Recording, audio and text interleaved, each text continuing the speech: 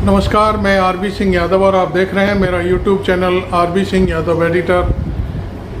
आज मैं आपको अपने कुछ पिछले जो पुराने वीडियो थे उनके ऊपर बात करूंगा और वो वीडियो थे हाथरस को लेकर के।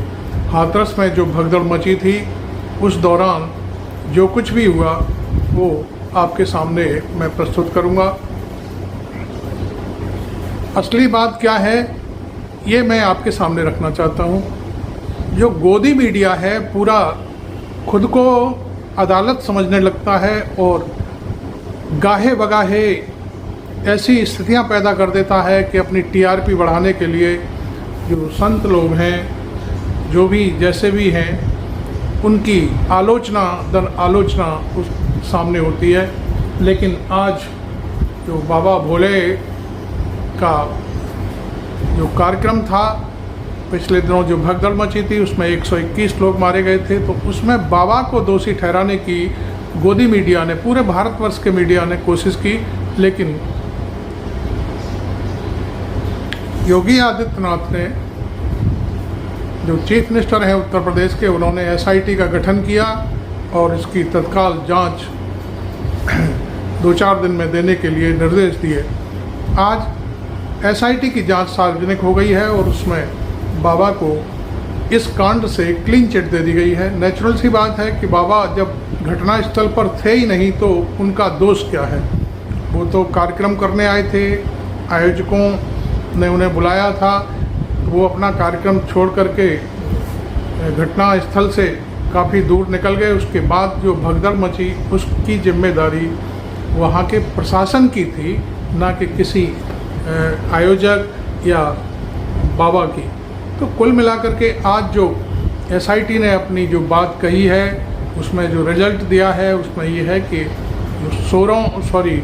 जो सिकंदराबाद तहसील है हाथरस की, उत्तर प्रदेश का ज़िला हाथरस है, उसकी सिकंदराबाद तहसील है, उसके जो वहाँ के व्यवस्थापक थे जिनकी जिम्मेदारी थी कि ये कार्यक्रम संपन्न होना है और 80,000 लोगों की भीड़ वहाँ पहुँचनी है, उसकी परमिशन थी आयोजकों पर, उसके बावजूद भी वहाँ व्यवस्था नहीं की गई प्रशासन द्वारा। तो इसमें एसडीएम और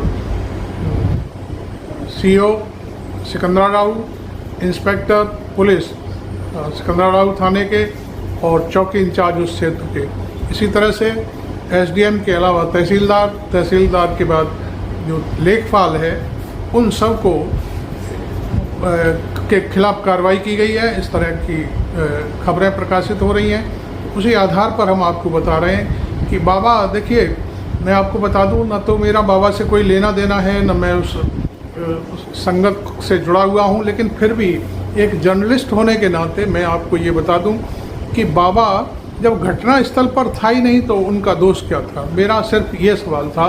मैंने अपने पिछले वीडियो में कई बारी कहा था, हाँ कई बारी मैंने एक बात और कही थी कि बाबा दलित समुदाय से आते हैं और आमतौर पर कुछ लोग जो खुद को सनातनी या जो कुछ भी दूसरे रूप में पेश करते हैं, वो उस दलित समाज के संत को झेल नहीं पा रहे हैं कि उसके पास, ऐसे संत के पास 1.5 लाख, 2 लाख, 4 लाख, 5 लाख या जितनी भी है 80,000 भीड़ आती है, वो क्यों आती है।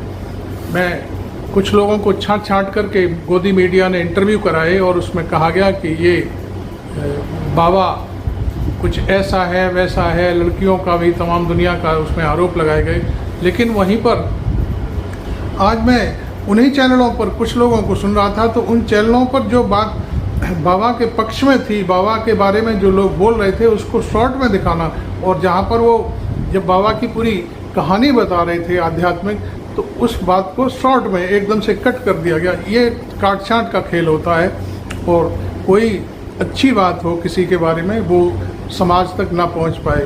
तो ये सारा जो गोदी मीडिया है वो सिर्फ और सिर्फ अब ये आरोप लगा रहा है कि उत्तर प्रदेश में चुनाव हैं, बाई इलेक्शन होने वाले हैं, 10 सीटों पर विधायकों के, और बाबा के हज़ारों लाखों फॉलोवर्स हैं।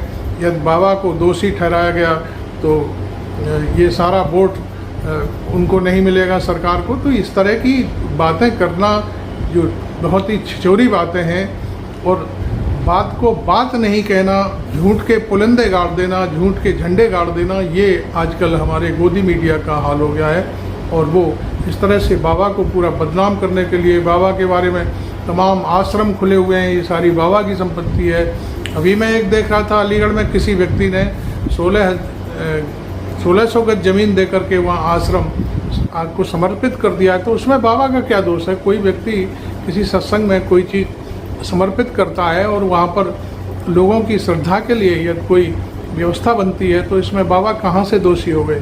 तो इस तरह का जो नाटक और जो गोदी मीडिया ने जो नंगा नाच किया है पिछले 4-5 दिनों में, हमें भी बहुत दुख है कि 121 लोग मरे हैं। सरकार को इस दुख से उनके परिवारों को उबारने के लिए ज़्यादा से ज़्यादा मुआवजा देना चाहिए, जिससे लोगों को लगे कि हाँ भाई, हमारा जो व्यक्ति था वो मर गया और वो उसे अपने जीवन में कुछ ज़्यादा से ज़्यादा कमा सकता था, उतना पैसा उसको मिल गया। देखिए, मैं आपको बता दूं, मरना तो किसी न किसी दिन हर व्यक्ति को है। कोई अमर फल खा करके तो नहीं आया, ना कोई अमर है।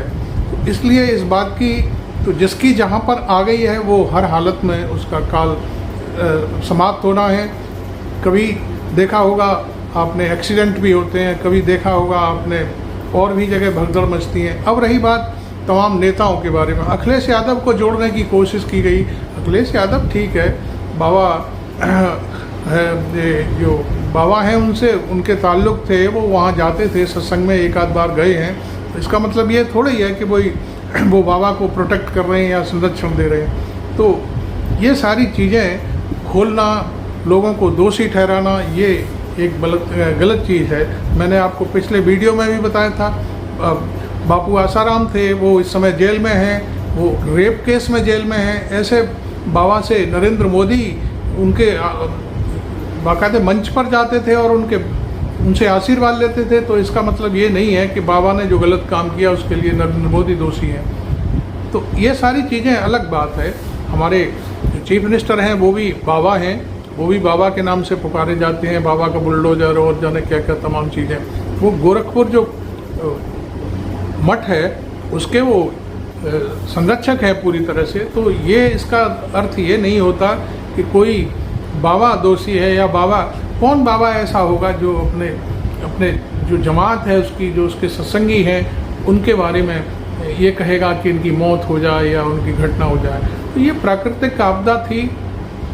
पुलिस और प्रशासन यदि सतर्क होता और कायदे से लोगों को आने जाने की व्यवस्था करता तो निश्चित तौर पर भगदड़ नहीं होती। ये निश्चित, मैं आपको बता दूं, ये बात राज्यसभा में जो समाजवादी पार्टी के सांसद हैं रामगोपाल का भी हमने वीडियो देखा, उन्होंने भी यही बात कही है कि ये कोई जानबूझकर साजिश नहीं की गई है। ये तो सिर्फ और सिर्फ केवल असामयिक ये जो मौत आई है वो आई है, और ये भगदड़ किसी ने मचाई नहीं है। अचानक से ऐसा हो जाता है। तो रामगोपाल ने बिल्कुल अपनी बात में क्लियर कर दिया था कि इस तरह से जो मीडिया बकुआ बना रहा है, ये बात ठीक नहीं है। तो आपने मेरा चैनल अभी तक सब्सक्राइब नहीं किया है तो ज़रूर कर लें, और इस चीज़ पर कोई अपडेट आएगा तो मैं फिर आपके सामने हाजिर हूँगा। Thank you very much. मैं आरबी सिंह यादव।